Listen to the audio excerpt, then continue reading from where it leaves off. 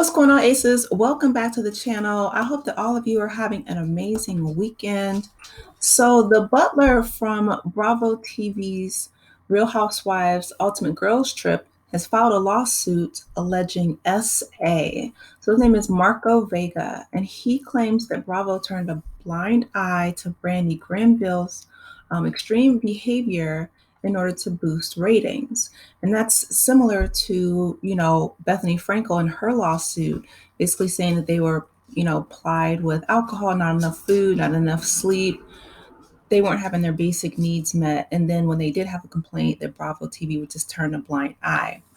So a man who once worked at Dorinda Medley's Bluestone Manor, which is in the top right, in Massachusetts, in the Berkshires.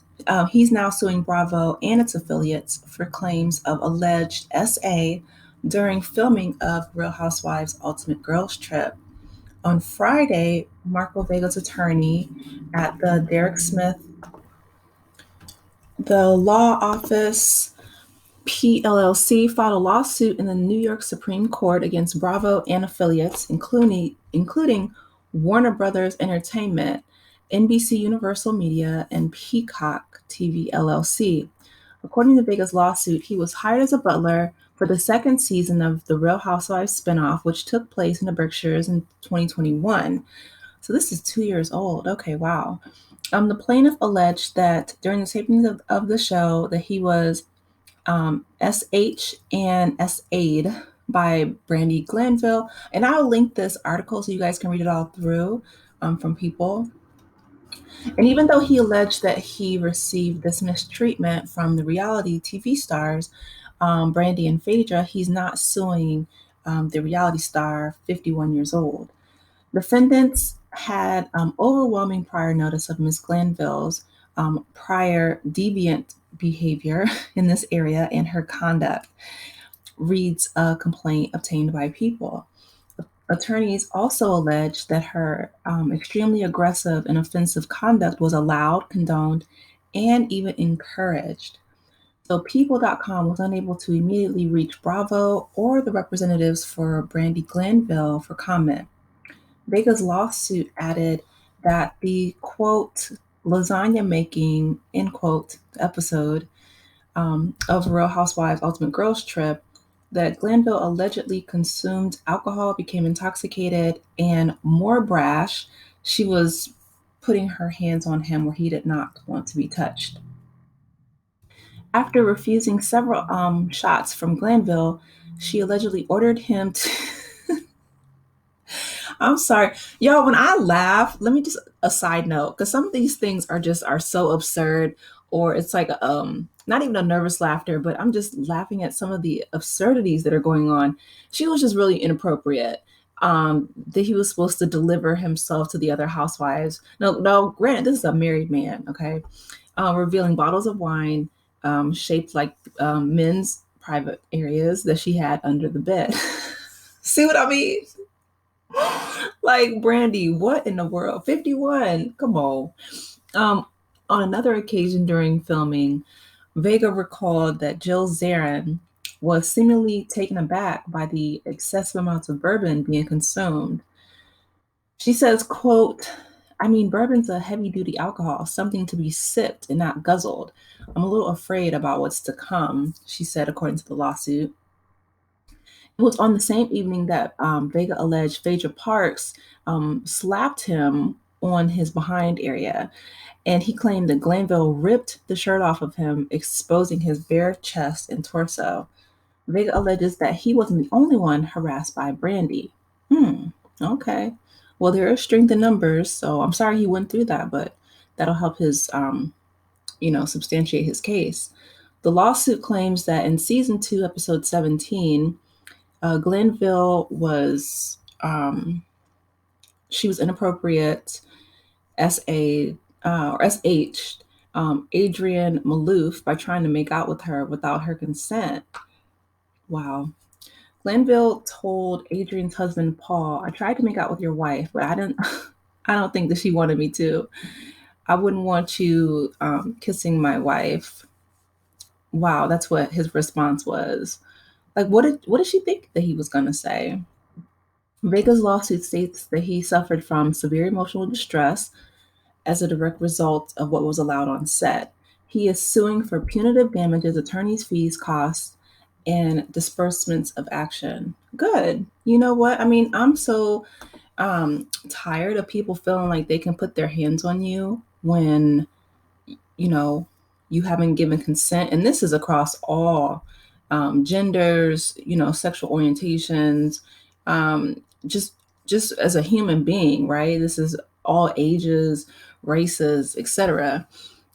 Please do not put your hands on people if you do not have their consent, if you haven't established, a relationship with that person, right? So there's context there, because there's certain jokes, that will land with friends that you've been closer to, or that's why they call them insiders. But he was, working as a butler, which means there's already that, power differential there. And that power dynamic put him in a really vulnerable position. So I'm glad that he's speaking up. I wish that he would have spoke up sooner, but I get it, because people deal with um, assaults to their person differently, right?